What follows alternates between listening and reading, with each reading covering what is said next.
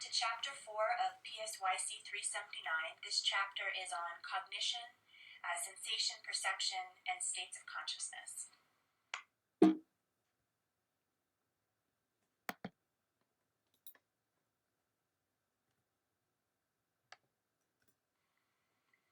Throughout this chapter, we're going to be talking more about sensation and perception, and in particular, the five senses and how they're shaped and influenced by culture and different types of environmental forces.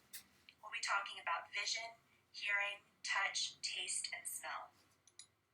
Now, at this point, though, I also want to introduce you to a concept that I'm going to continue to touch upon throughout this course, and this is a framework called social constructivism. Social constructivism, just put simply, is stating that what we're exposed to is going to shape how we think about ourselves, others, and the world around us, and that our views on normality impact how we assess and react to situations. And additionally, that our actions are going to, in turn, shape our environment. And while there is invariably a biological component to how we see, feel, taste, smell, and hear, I would submit for your consideration that there's also a social component as well. And it's not just what we're literally exposed to, but how we attend to and interpret the information that our senses convey, and even how we then interact with our environment. So, throughout history, there's actually been a philosophic venture to explain the reciprocal relationship between how people are influenced by and also share their environment. And the catchphrase that I'm going to be talking about, and you'll hear me say over and over again, is that the environment, and by proxy culture, is going to shape how people view themselves, others, and the world around them. Over 2,000 years ago, Plato's parable of the cave endeavored to show that we're limited by what we've been exposed to. Almost 200 years ago, Mary Shelley asserted in her novel Frankenstein that reality is socially constructed. And by that, she meant that a society collectively labeling Frankenstein's creation a monster consequently shaped its behavior. And then even within the last century, the Sapir-Whorf hypothesis of linguistic relativism was developed to show that the extent to which language differs, the thought that they then give rise to also differ. And this hypothesis proposes that we understand the world through the linguistic classification system that we've been socialized in. So, throughout this course, you'll be asked to critically analyze the messages that you've received about who you are and how you relate to other people.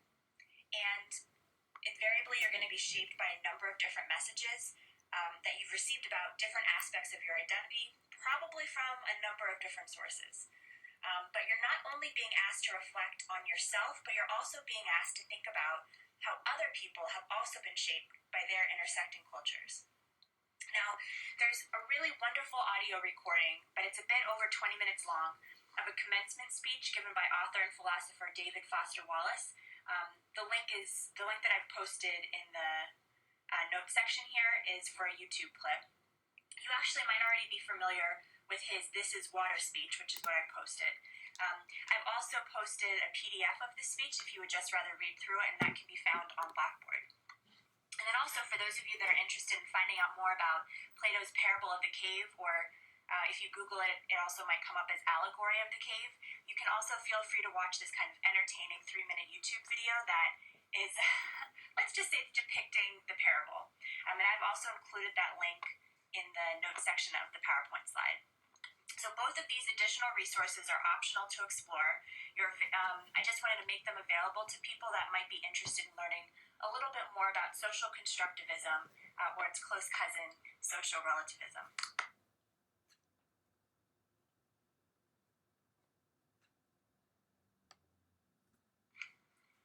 So there's a couple of key definitions that I want to go through on this slide. So I'm just going to go ahead and read the definitions. You're also more than welcome to look at them in the notes section of the PowerPoint slide for those of you that are more visual learners. So the process by which receptor cells are stimulated and transmit their information to higher brain centers is called sensation. The process that organizes various sensations into meaningful patterns, though, is called perception. And an absolute threshold is the minimum amount of physical energy needed for an individual to notice a stimulus, whereas a difference, threshold is the lowest level of stimulation required to sense that a change in the stimulation has occurred. Sensory adaptation is the tendency of the sensory system to respond to less stimuli that continue without change.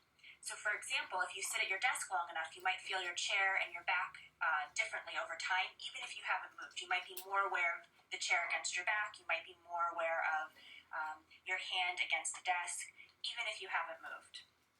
So our experience with the environment shapes our perception by creating perceptual expectations. And these expectations are known as a perceptual set.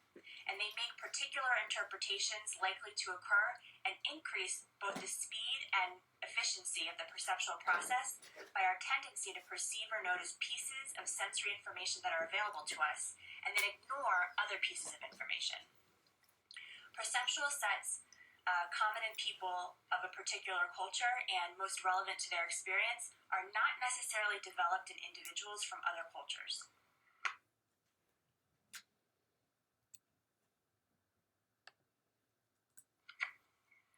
So to help illustrate this point, here's an example of a perceptual set, and this is a study from 1955 by Bruner and Mintern. So the physical stimulus of 1-3, or the symbol that looks like a B, is the same when you look at the symbols vertically or horizontal.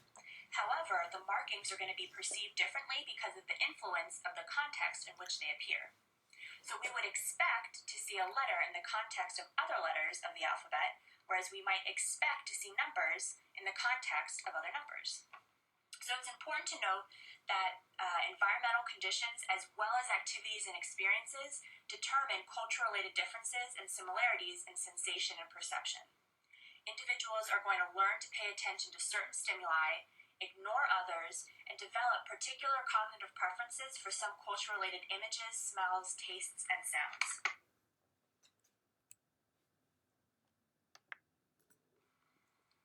The next two slides are going to be used to demonstrate the Gestalt principles of perceptions, and in particular, the phi phenomenon. So Wertheimer in 1912 explained this phenomenon as the observable fact of pure motion when two images are projected in succession. So there's no actual physical movement, only the experience of it. For example, look at the arrow below, and then when I move to the next slide, it will appear as if the arrow is moved.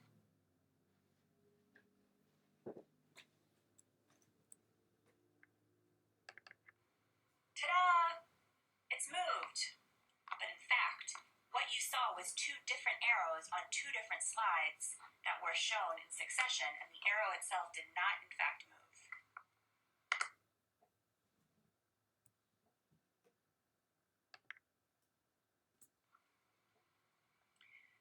So the next topic that we're going to be talking about is how people perceive pictures.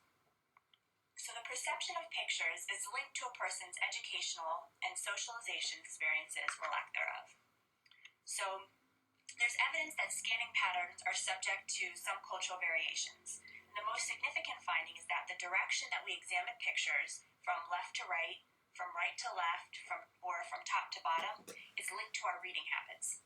So for example, it's likely that people in England, Argentina, or Canada who read left to right will also have a left to right scanning pattern, whereas Arab and Hebrew readers who often read from right to left would most likely demonstrate right to left scanning patterns, whereas Japanese readers who read from top to bottom probably will have a top to bottom pattern of picture scanning.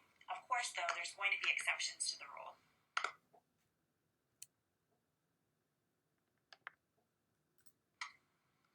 Now, additionally, there's some intriguing perceptual differences that were found in comparative studies of Western and East Asian subjects. So East Asians tended to be more holistic, whereas Westerners tended to be more analytic. Numerous studies showed that people from Asian cultures, including China, Japan, and Korea, paid more attention to the context and backgrounds of pictures that they see, more so than people from Western cultures, who tended to focus on the center or the central figures of these pictures. So when you look at this picture on the slide, what do you see?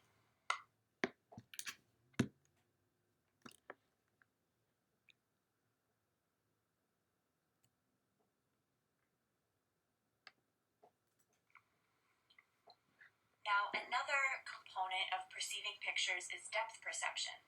And the organization of sensations in 3 dimensions, even though the image of an eye's retina is 2-dimensional, is the definition of depth perception. So today, practically all people who had formal schooling got used to converting 2-dimensional pictures into 3-dimensional pictures, even though pictures on computer screens and photographs in magazines are, in fact, displayed on a flat surface. So certain perceptual sets allow people to see flat objects as if they actually exist in volume. And the pictures that I posted on here are somewhat of optical illusions, where you might be familiar with either of the 2 pictures. The one on the left is an Escher print, and if you take a look at it, you'll see that there's something that's not quite right with the depth perception.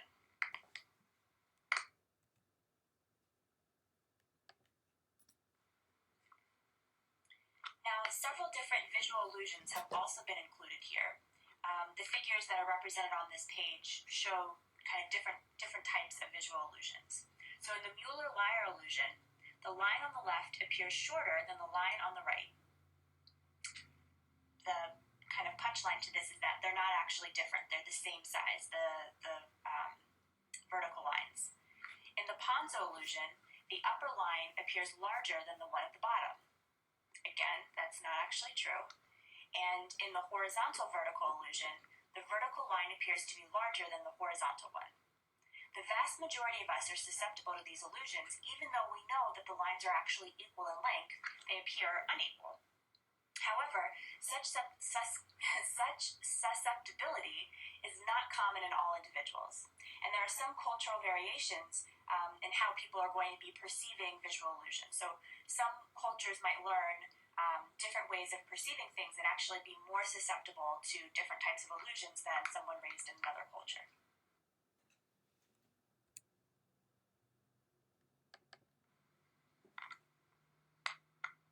So aesthetic experience is also going to be an important role in how people perceive things. An aesthetic experience is a term used to identify the feeling of pleasure evoked by stimuli that are perceived as beautiful, attractive, and rewarding. The term also refers to displeasure evoked by stimuli that are perceived as ugly, unattractive, and unrewarding. And there are tremendous inconsistencies in how people see and interpret both beautiful and ugly creations. In the history of Western painting, Impressionism as a new artistic genre was publicly ridiculed and rejected, although later it became an internationally acclaimed style and collectors began to pay huge sums of money for Impressionist paintings. When the Eiffel Tower was first erected in Paris, many people condemned the grandiose landmark and considered it ugly. But today, who can imagine Paris without the Eiffel Tower? What is acceptable, praised, admired, and envied, and all of the converse reactions, can be said to be a function of the current cultural narrative that are told about these images. And in later chapters, we're going to delve further into how cultural narrative plays a particular role in how we view health, physical beauty, and what we aspire to be.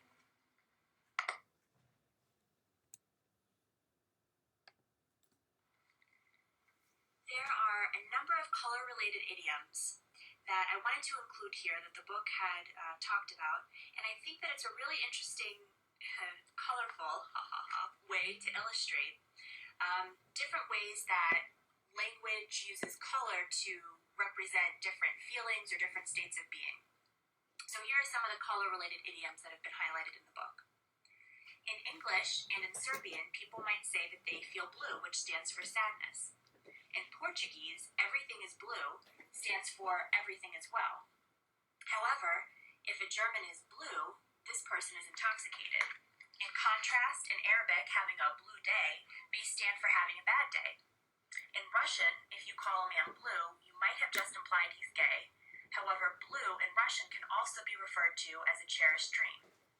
In German, to see red means the same thing that it does in English. The white lie denotes the same in Arabic and in English. In German, distant and indefinite future is gray, and the expression rose-colored glasses has the same meaning in Russian, German, and English.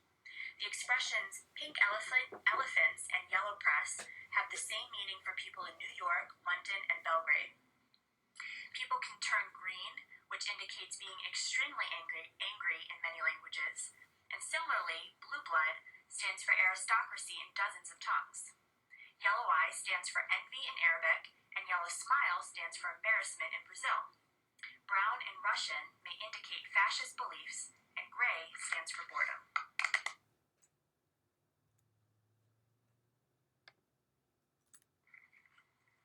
On this slide, I've included a couple of famous quotes from well-renowned thinkers on consciousness.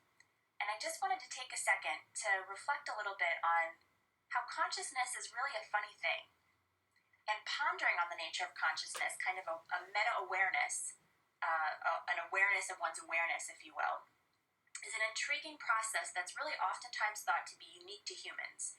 And it's also something that's really been considered and reflected upon for thousands of years and by innumerable individuals. So consciousness is a subjective awareness of one's own sensations, perceptions, and other mental events. The normal flow of consciousness may consist of periods of full attention and concentration or relative detachment from the outside events. Periods of wakefulness are altered by periods of sleep, and the normal flow of consciousness can be altered by meditation, psychoactive substances, trance, or hypnotic suggestion. However, the very concept of consciousness is elusive, thus making its cross-cultural examination particularly difficult.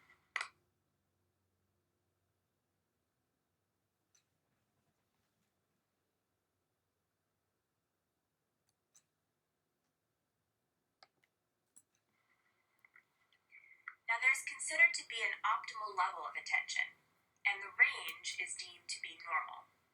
So while at times adaptive, persistent hyper, more, or hypo, less attention, even when someone's faced with consequences, is often then pathologized. So if you have persistently heightened attention, that is oftentimes or can be classified as experiencing anxiety or being hypervigilant, while having lowered attention is frequently labeled as a symptom of ADHD or attention deficit hyperactivity disorder.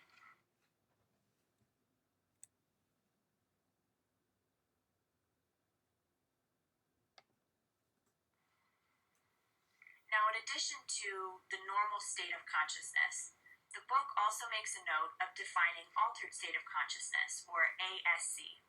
So this is the general name for phenomena that are different from the normal waking flow of consciousness, and it includes mystic experiences, meditation, hypnosis, trance, and possession.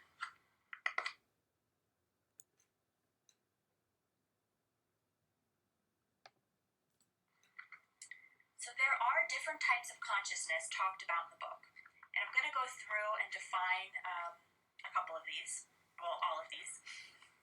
So the first is trance, and that's a sleep-like state marked by reduced sensitivity to stimuli, loss or alteration of knowledge, and automatic motor activity. Trances are often induced by external sources such as music, singing, and direct suggestion from another person.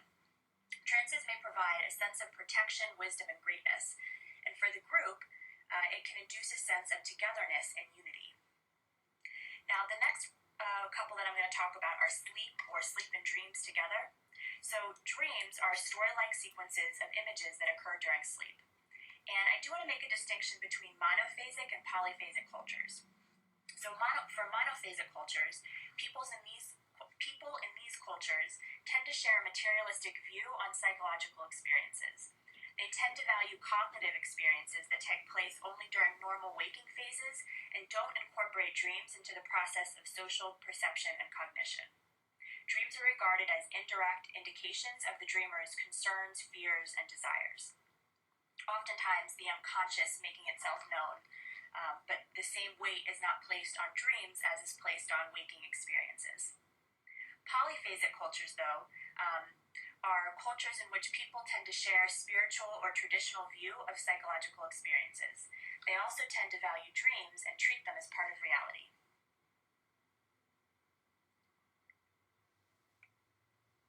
The next topic, that I'll talk about is meditation. So meditation is a quiet and relaxed state of tranquility in which a person achieves an integration of thoughts, perceptions, and attitudes. Usually the state is attained with the cooperation of a special principle or belief. People who meditate often describe their experience as leading to liberation from the self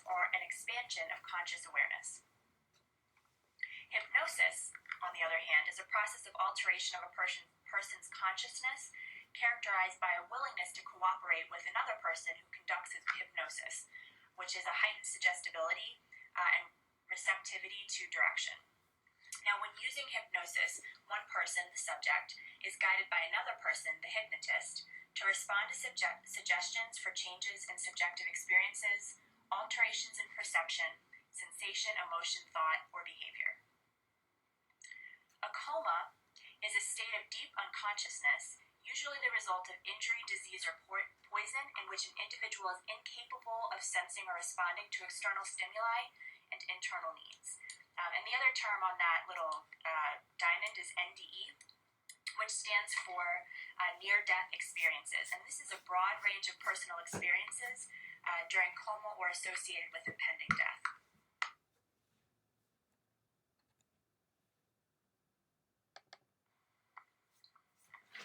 Okay, so now the book goes into significantly more detail about the different levels of consciousness. However, you have the book that you will be expected to read through. But for the remainder of this lecture, I'm going to be talking a little bit more about something called sound symbolism. And the following exercise is taken from Susan Goldstein's book, which I've put the reference to on the bottom of this slide. And during this exercise, I'm going to ask you to think a little bit more about how sounds are perceived across languages. Now, clearly, there are large differences between languages, but is there something universal about the way that sounds are perceived across languages as well? So this exercise will familiarize you with the phenomenon of sound symbolism, and that was once commonly referred to as phonetic symbolism. This term refers to the idea that speech sounds may themselves carry some universal meaning regardless of the language in which they're found. Robert Brown, Abraham Black, and Arnold Horowitz in 1955 suggested that speech may have its origins in symbols that somehow indicated their meanings or remnants of these associations survive in the existing languages. And Edward Sapir's 1929 article, A Study of Phonetic Symbolism, was one of the earliest cross-cultural research reports to be published in a psychological journal. So language and sound has been of interest to people for quite some time. And examples of recent research on this topic include studies of the neurological bases for sound symbolism. There's a Westbury 2005 article, and the impact of sound symbolism on the ease of learning new words. And there is a Parault, P-A-R-A-U-L-T 2006 article. I've also posted these kind of sound bites. I've transcribed them into the notes section of the PowerPoint, so if you want to look up those specific articles, you're more than welcome to get the spelling and years of the authors in the PowerPoint. So for this exercise, here are the directions. For each of the word pairs, place the letter after the word with the corresponding English meaning.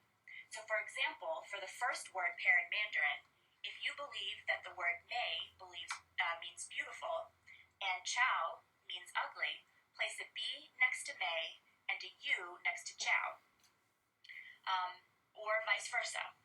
So of course, if you're familiar with any of these three languages, Hindi, Czech, or Mandarin, then you shouldn't complete the word pairs for that page. And after completing this exercise, you can check your choices against the PDF entitled Sound Symbolism that I posted on Blackboard. The higher the number of correct choices, then the stronger the evidence for sound symbolism. But when you think about it, I want you to remember that by chance, you would correctly identify 12 out of the 24 word pairs. Okay, so good luck, have fun, and don't forget to take your quiz for this chapter.